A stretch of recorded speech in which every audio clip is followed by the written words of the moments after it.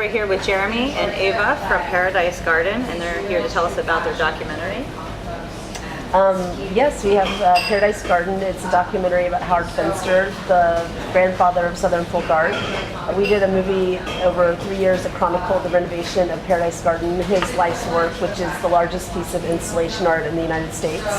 And it is a film about, an artist, his life's work and the legacy of an artist, what happens after an artist dies. Now, I want to say that I've heard of this name before. Howard Finster? This character in here, is he somewhat famous? Or He's a very famous artist. He's the head of the outsider movement. He created sermons and art.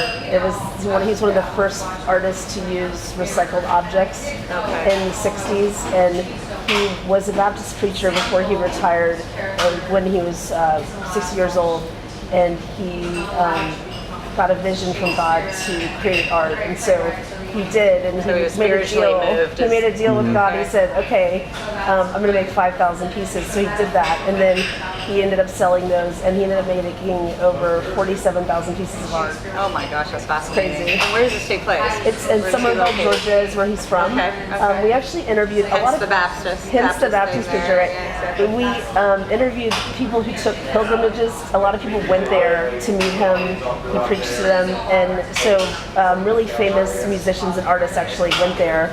So we interviewed Mike Mills from R.E.M. and Chris Frantz from the Talking Heads, and Amy Ray from the Indigo Girls, and Cindy Wilson from the B-52s, because they all met him and went there. We talked about why, they went there, why they wanted to meet him, and how that influenced them in any way. What seemed to be the common theme then?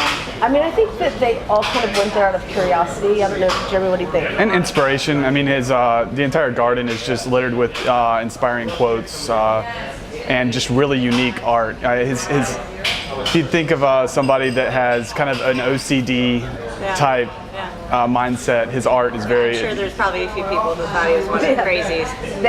People mention, he seems kind of manic. He had this larger than life He passed away in 2001. Okay. Yeah. Okay. But he had this kind of larger than life personality, and on film that really translates to be like you kind of watch it and you're taken into a world that's like nothing you've ever seen. Who's maintaining this location now? There's a Paradise Garden Foundation that maintains it. It's open to the public now, and they're still trying to work on restoring. One of the biggest pieces of art is the World's Folk Art Church, and they're trying to restore it now. It's built out of recycled objects, and it needs to be structurally, what would you call it?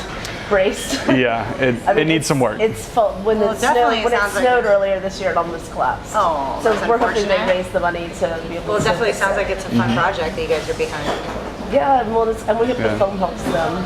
Okay, well, good. Congratulations. When can I come and see this? Well, we actually already screened here, but you can find out about our latest screenings on our website, finsterfilm.com. Okay. And please connect with us on Facebook at Facebook/Paradise Garden Film. Definitely. Awesome. Good luck to you guys. We're glad to have you here. Thank you so you. much.